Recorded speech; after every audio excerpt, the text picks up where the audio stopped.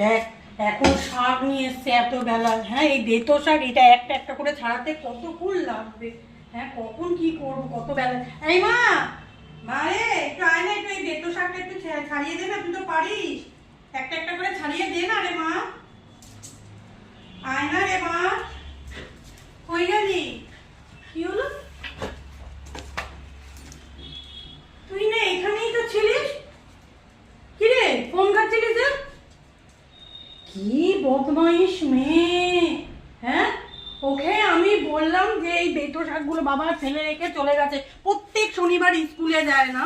হ্যাঁ আমি একটু বলি একটু ঘরের কাজ করতে, এই এই জেনিকে খাওয়াবো, কখন কি করব, ও কোনো পাত্তাই দিচ্ছে না। দে কে শুনবি না? আজকে বাবা তোদের না মুখে ছুঁড়ে মারবো আমি, আর এইসব মুখে ছুঁড়ে মারবো আমি, কোনো রান্নাই করবো না আজকে। হ্যাঁ